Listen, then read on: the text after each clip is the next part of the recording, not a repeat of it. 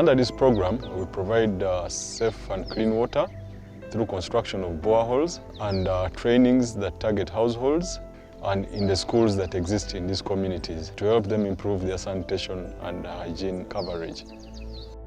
At the start of our Healthy Village program, we carried out a baseline assessment, and the results of this baseline assessment showed that several households actually did not have basic sanitary facilities such as a latrine, a bathing shelter, a kitchen and a nice drying rack for the kitchen items. So through this Healthy Village program, we help these households realize the importance of these facilities in our communities. We have managed to construct latrines in 5 schools. These latrines are drainable, which makes them more sustainable. They have 5 stances each for girls and a separate washroom, so that even when they're in school and they're affected by menstruation, they do not have to leave. Kubanga buli wonaabeera nga tugeze oli mu period obanga olina embeera gy'otewulira bulungi osobola ogenda n'onaaba mu budde bwo obw'eddembe. Ne obanga oli mu period naye nga tewazze kale na bintu bikozesebwa ng'ekusangidde ku ssomero osobola ogenda ne weeyambireyo mu ttooyi.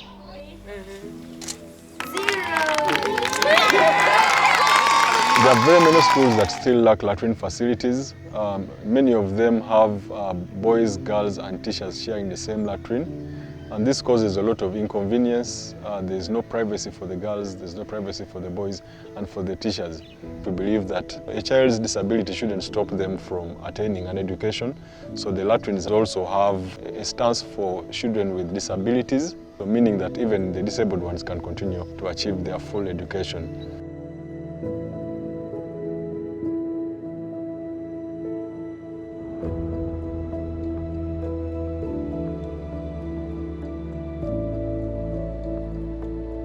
The school management has appreciated these latrines very much.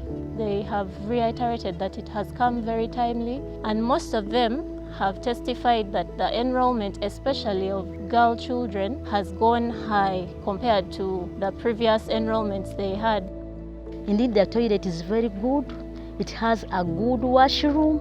The constructions that have been done have portrayed a very good picture in the eyes of our learners, in the eyes of the parents, in the eyes of even the community.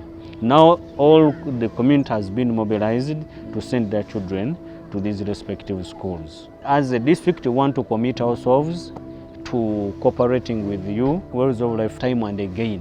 So through these engagements, we can help empower these communities through knowledge, training them on hygiene, sanitation of the district as a whole. I thank Wells of Life also on the issue of child protection. They trained some of our staff members on child protection.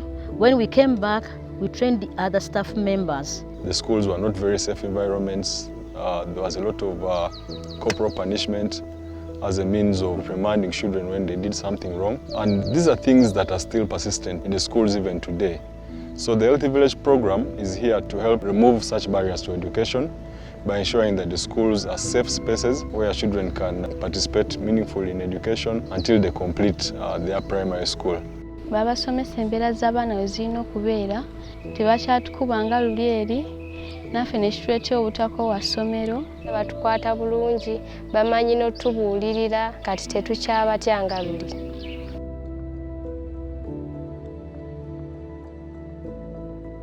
As we are in the village, some of our parents can't afford buying sanitary pads. But when the Wells of Life came in, they trained our pupils how to make the reusable sanitary pads for themselves.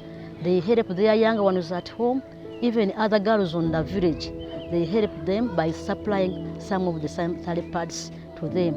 Even they are proud of themselves. At first, I wouldn't come to school during my menstruations because of hearing boys to laugh, but now I can't miss because I'm free.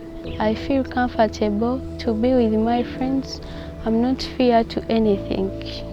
Now I improved on my performance because I'm not missed to come to school.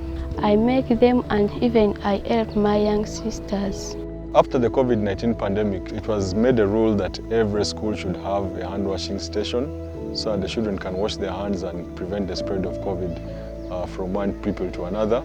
However, most of the schools cannot afford these facilities, and this is where the Healthy Village program came in again to support the schools. Most too, they trained us how to make liquid soap. Now in the village, parents don't have money, but after teaching them and training them how to make liquid soap, they wash their uniforms, they wash their reusable sanitary pads, and they stay safe. Bazadde bange baali batwana nnyo n'okugula sabbuuni, naye kati nkola liquid soap ng'awerako ne twozaako engoye ne zitukula, kati tewakyali buzibu bwonna. Fewer children are falling sick from preventable diseases like flu and cough, and as a result of this, the parents are not spending a lot of money on treating these diseases. The children are attending school more often because they are healthy and they're able to focus on their education. The Healthy Village program has been implemented in 29 schools so far in the district of Mityana. This year we have extended to 10 more schools in the districts of Kabale and Rubanda, but there are several more schools that have the need for such a program. I believe that if we have Healthy Village programs in other schools, we can have higher levels of literacy among communities that we are serving. We can have higher completion rates among the peoples that are attending the schools in these communities, and we can have people that are able to contribute meaningfully to the society of Uganda. So I call upon all the donors and all the supporters out there to continually support Wells of Life to implement this kind of project in other schools.